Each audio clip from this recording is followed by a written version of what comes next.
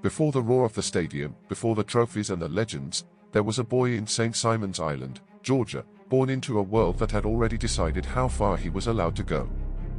His name was Jim Brown, and from the very beginning, he carried a quiet defiance, an unspoken promise that no boundary placed in front of him would survive unchanged. James Nathaniel Brown was born on February 17, 1936. His childhood was fractured early. His parents separated, and Jim was sent north to live with his grandmother in Manhasset, Long Island. The move was not just geographic, it was cultural, emotional, and defining. Jim grew up between two Americas, the South that still clung fiercely to segregation, and the North that promised opportunity but delivered it selectively. From a young age, Jim Brown was different. Not just physically, though his size, strength, and speed were startling, but mentally. He observed everything.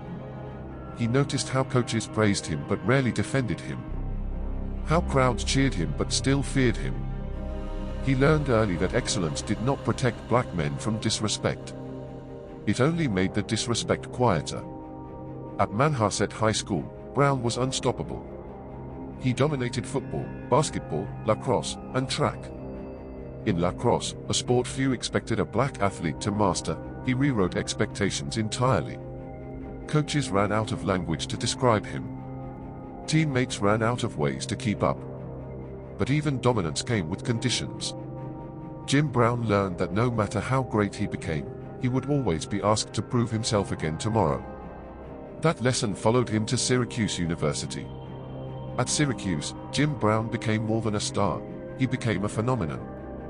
On the football field, he was a force of nature. Defenders bounced off him like rain against stone. He ran with speed that didn't seem possible for a man his size, and with a power that turned tackles into suggestions.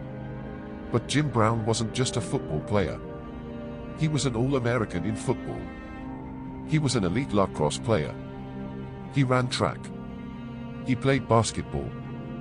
He didn't fit into the neat box America preferred for its black athletes. He was too intelligent, too outspoken, too aware. And that made people uneasy. In 1957, the Cleveland Browns selected Jim Brown as the 6th overall pick in the NFL draft. From his very first professional game, it was clear that the league had never seen anything like him. He ran not just to gain yards, but to assert something deeper: dignity, power, presence. Defenders hit him hard, late, illegally. Some wanted to test him. Others wanted to punish him. Jim Brown absorbed it all and kept moving forward. Every run felt like a confrontation with history. Season after season, he shattered records. He led the Cleveland Browns to the 1964 NFL Championship, the franchise's last title to this day. In a league dominated by violence, he made violence look futile. But behind the dominance was frustration. Jim Brown noticed something that many fans ignored. While he was the most valuable player in football, he was not treated as such. He wasn't paid what he deserved. He wasn't spoken to with respect. Coaches and owners expected obedience, not leadership. Jim Brown did not believe in shrinking himself to make others comfortable.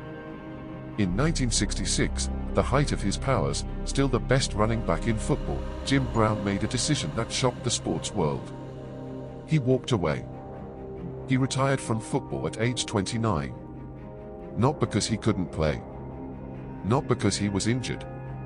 But because he refused to be controlled. Hollywood had called, and Jim Brown saw something deeper than acting opportunities.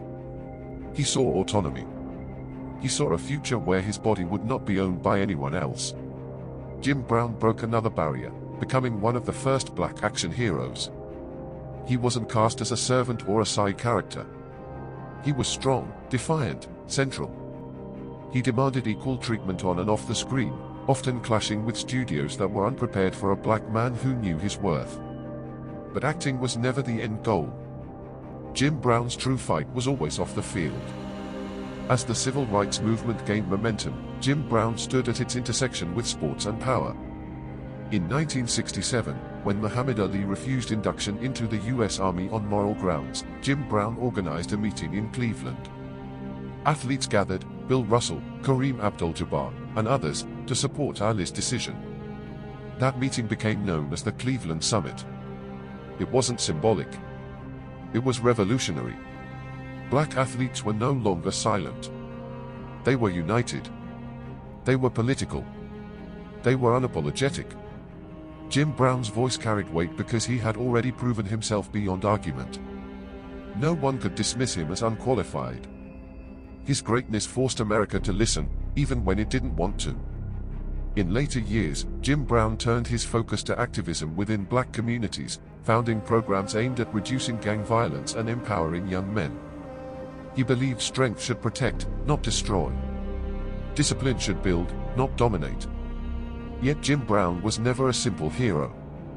His life was marked by contradictions, discipline and anger, leadership and controversy. He was criticized for his rigidity, his uncompromising nature, his refusal to soften himself for public approval. But Jim Brown never apologized for being complex. He believed that greatness required confrontation.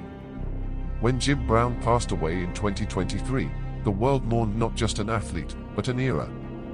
He left behind records that still stand, images that still inspire, and questions that still challenge us. What does it mean to be powerful in a world that fears power? What does it cost to stand fully in yourself? What happens when excellence refuses permission? Jim Brown answered those questions not with speeches, but with action. He ran harder than anyone before him. He left when he was still king. He spoke when silence was safer. Jim Brown was not just the greatest football player of his time. He was a man who refused to be small in a country that demanded it. And that, more than any touchdown, is his lasting legacy.